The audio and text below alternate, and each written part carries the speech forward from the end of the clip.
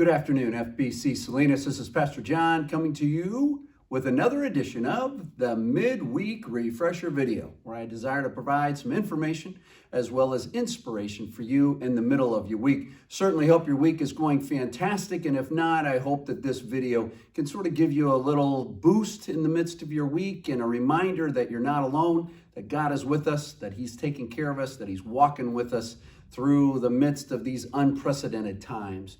Only a couple of announcements for you, and the first is this. We want to encourage you to get involved in a life group, and you're going to hear more about that this upcoming Sunday. I'm going to be sharing some reasons for getting involved in a life group, and so I want to encourage you to reach out to Adam Matthew via email and let him know that you're interested, and we will get you plugged into a life group. Second announcement is this, is that we continue wanting to do what we can to help people through this time. And if you or someone you know of is in need of help, please let us know how we can help you.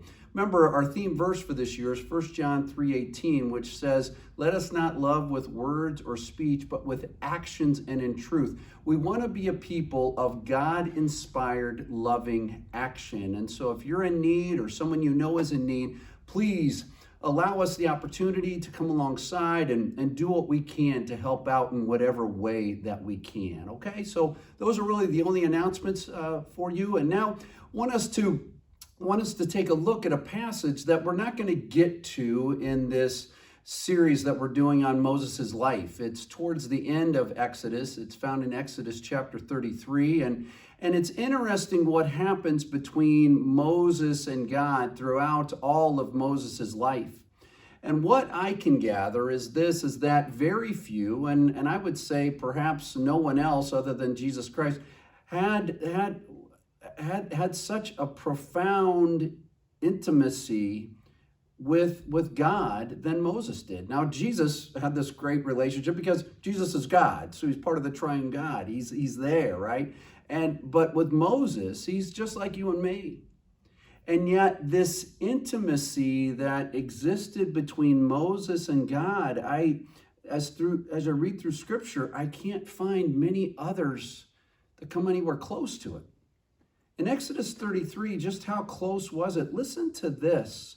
We're told this earlier. It says this in verse 9. It says, "As Moses went into the tent, the pillar of cloud would come down and stay at the entrance while Yahweh spoke with Moses. Whenever the people saw the pillar of cloud standing at the entrance to that tent, they all stood and worshiped at the entrance to their tent. Yahweh would speak to Moses face to face as one speaks to a friend."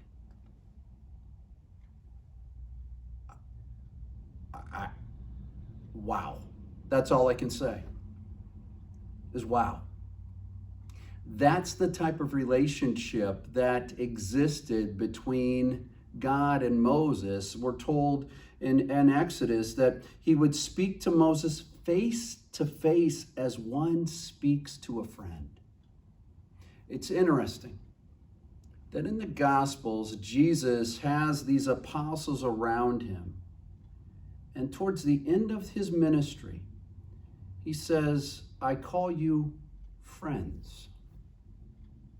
This intimacy that God and Moses had back in Exodus 33, where God speaks to him face to face as one speaks to a friend, is so awesome.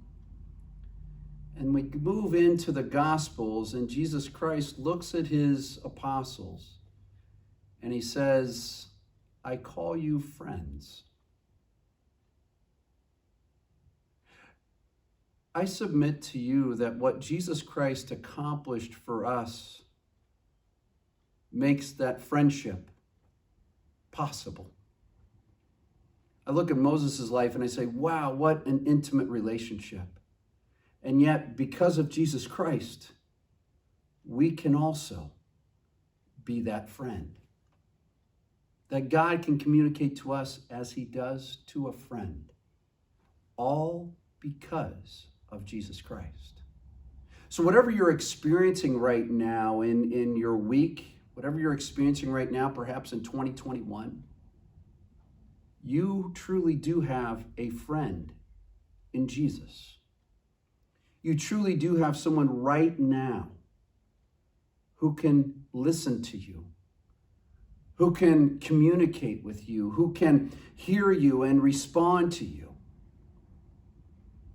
This great intimate relationship that Moses had with God was so rare that people didn't know what to do with it. And yet, we move into the Gospels, and because of Jesus Christ, you and I can have that type of a relationship with God Himself. In the midst of your week, may you know that you have a friend in Jesus. I love you. I'm thankful for you. I'm praying for you. And I look forward to talking with you, seeing you, whatever, in the near future. God bless you. Have a great rest of your week. We'll talk to you later. Bye-bye.